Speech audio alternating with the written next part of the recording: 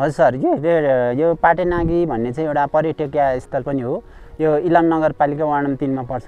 यसमा चाहिँ पुवामै सामुदायिक वनमा पर्छ यो पाटेनागी भन्ने चाहिँ। यस वनमा चाहिँ तपाईको विशेष गरेर लाली गुराँसको धेरै महत्त्व छ। यसमा लाली गुराँस सँगसँगै विभिन्न प्रजातिका गुराँसहरू समथिङ अहिले हालसम्म मैले भेटेको चाहिँ जुन फरेस्टमा काम गरिरहँदाखेरि 5-6 प्रजातिका गुराँसहरू यस पाटेनागीको यो फरेस्टमा भेट्न सकिन्छ, यो सामुदायिक वनमा चाहिँ।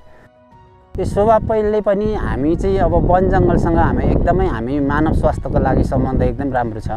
अब पढे लेखाका भाइ बहिनीहरूले अझै बुझेका हुन्छन्। यो चाहिँ वन जङ्गल कस्तो भनेदेखि हामीले वन जङ्गल यदि जोगाउन सक्यो भने यो एरियामा यहाँ लाली गुराँसका कुराहरू आउँछन्। यहाँ धेरै प्रजातिका गुराँसहरू हुन्छ। यिनलाई जोगाइयो भने त्यसै पनि एउटा सौन्दर्यकरण पनि हुने भयो।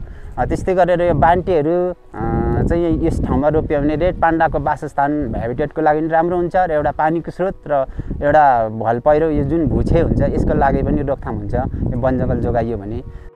र त्यस्तै गरेर यहाँ चाहिँ अब वन जङ्गलसँग त हाम्रो इकोसिस्टम छँदैछ, त्यसैले पनि यो वन जङ्गल जोगाइयो भने हामीलाई बाँच्ने एउटा के भन्छ आधार चाहिँ जङ्गलले नै दिन्छ भन्ने हिसाबले वन जङ्गल जोगाउनुपर्छ र वन जङ्गल रुख रोप्नुपर्छ भन्ने चाहिँ म सन्देश दिन चाहन्छु।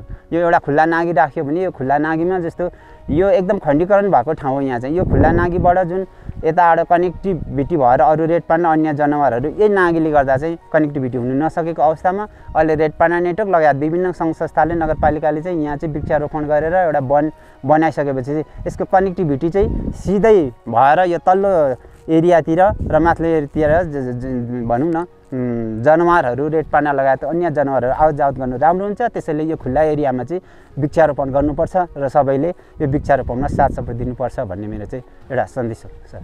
मैले के भन्छु भने अहिलेका आम नागरिक र आम भाइ बहिनी विद्यार्थी सबैजनालाई चाहिँ यो खुल्ला नागी नराखौँ, चरीचरणलाई बन्द गरेर हरियाली बनाऊ, रुख रोपौँ, वन जोगाउँ भन्ने चाहिँ मेरो चाहिँ एउटा आह्वान हो, मेरो एउटा सन्देश हो।